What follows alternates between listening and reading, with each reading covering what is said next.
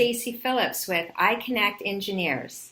Today we have with us Jacob Morgan, best-selling author, keynote speaker, futurist, and co-founder of the Future of Work community. Welcome, Jacob. Thank you for having me. Thank you for joining us and sharing your insight with iConnectEngineers. Our viewers are looking forward to hearing you speak about the changing workforce and what we can expect. In your book, The Future of Work, you explore how the workplace is changing. Can you please share some examples with us and what engineering organizations need to do in order to adapt? Oh man, there's so many ways that the workplace is changing. You can even start with the basic, most simple premise that people even need to show up to work. The fact that we've always assumed that people have to work a 9 to 5, they have to commute to an office, they have to sit in a cubicle. That's one of the most basic, fundamental ways that the workplace is changing. Is we're starting to see you don't even have to do that anymore.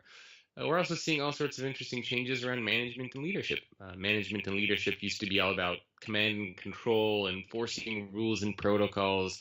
Now we're starting to see managers and executives and leaders focus more on coaching and mentoring and engaging and inspiring their employees.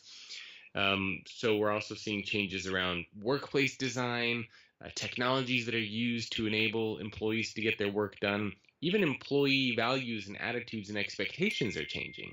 The way that we actually think about work. We want to have a job that has more of a sense of purpose. We want to have more of a connection with an organization that we're a part of. Cash is no longer the number one thing that we care about. So there are all sorts of fascinating ways that the workplace is changing, and I think it's for the better. And as far as engineering organizations, I really don't think it matters what kind of an organization you are, whether you're in engineering or manufacturing or retail. This is something that is sweeping across the board. And I found this to be the case regardless of the industry, regardless of the location, regardless of how big the company is. Organizations that want to be able to attract and retain top talent have to think differently about work. And like I said, I think it's a good thing. As one of the leading authorities about the future of work, can you please tell us about the 5-generation workforce? Sure. So that's been an exciting change that a lot of organizations are thinking about too. So for the first time, we have 5 generations that are working together. So starting at the very young spectrum, going all the way to the older spectrum, we have 5 generations of people that are working together.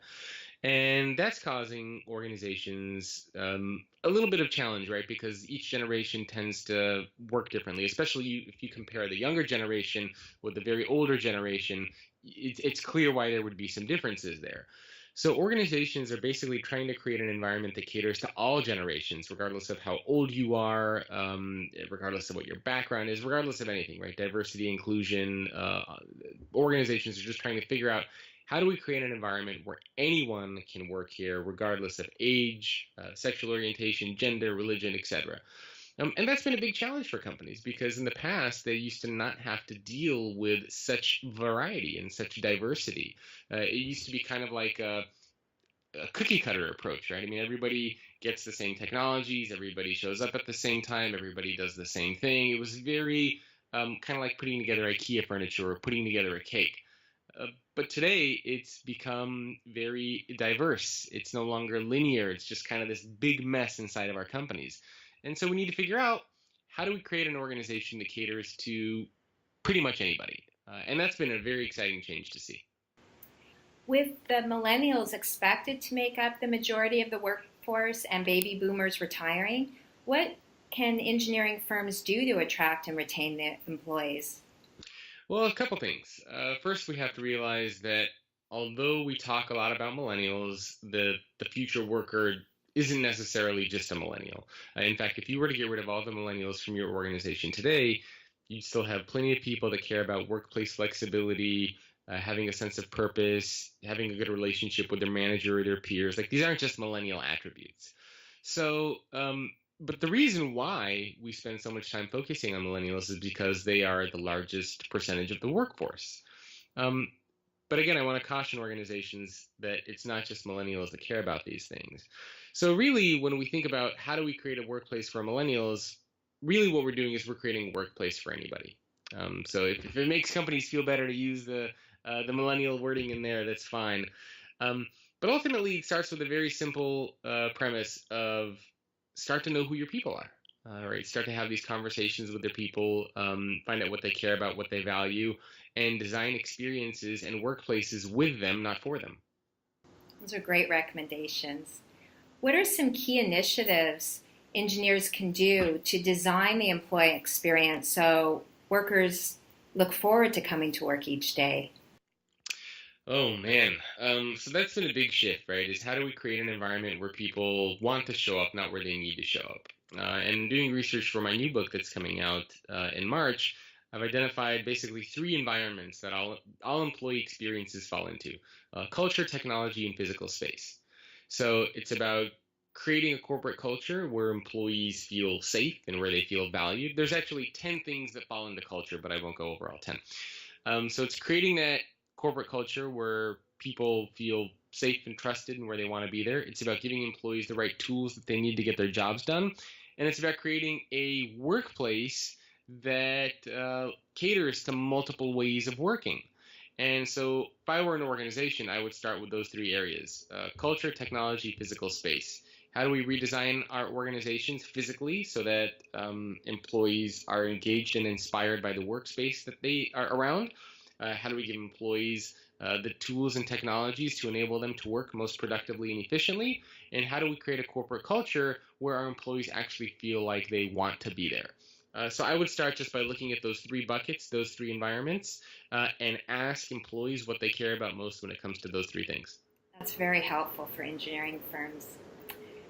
What are some of the world's most forward thinking organizations currently doing? Oh, there are so many things. I mean, you look at an organization like Cisco, right? They have developed this thing called Moments That Matter, where instead of a traditional employee life cycle, they have identified the key moments in the life of an employee. And this is not just things that happen at work, but also outside of work. So their first day on the job, when they buy a house, when they have their first kid, their first promotion. And they've identified all these key moments in the life of that employee, and then they create experiences around them. So they do something special during those moments. And that becomes their new employee life cycle. It's not the attract, nurture, retain, the traditional life cycle that we always hear about. It's more about the life stages of the employee and creating things around that. So that's been a very exciting thing to see, is changing the traditional employee life cycle, which has been around for many, many decades. You look at organizations like Airbnb.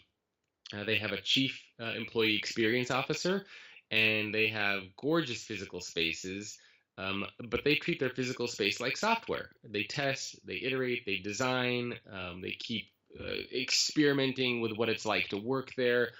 You see organizations like Google that's constantly running experiments on their employees without the employees ever knowing it. So, they want to get employees to be more healthy. So they will take the various cafeteria areas that they have, and they'll pilot different programs in each one of those areas to see which ones work and which ones don't.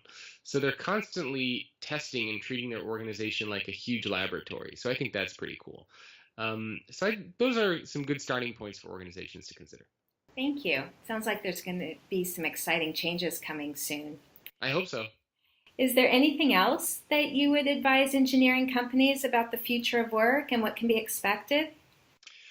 Well, I think the number one piece of advice that I would have for any organization is think of yourself more like a laboratory and less like a factory.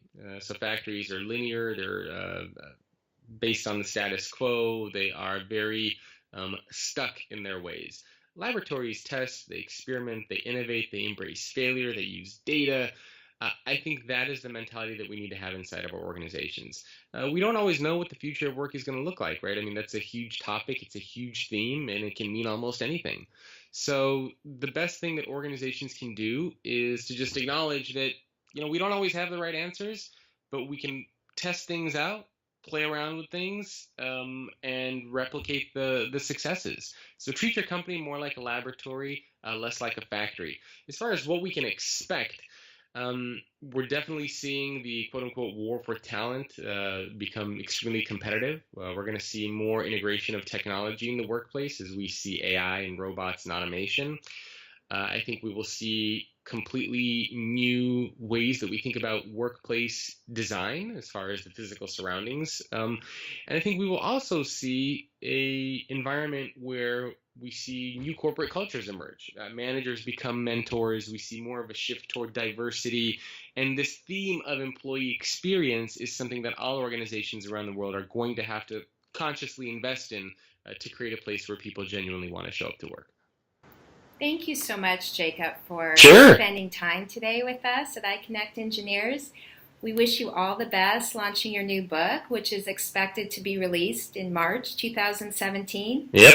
The Employee Experience Advantage, How to Win the War for Talent by Giving Employees the Workspaces They Want, the Tools They Need, and a Culture They Can Celebrate. Thank you very much.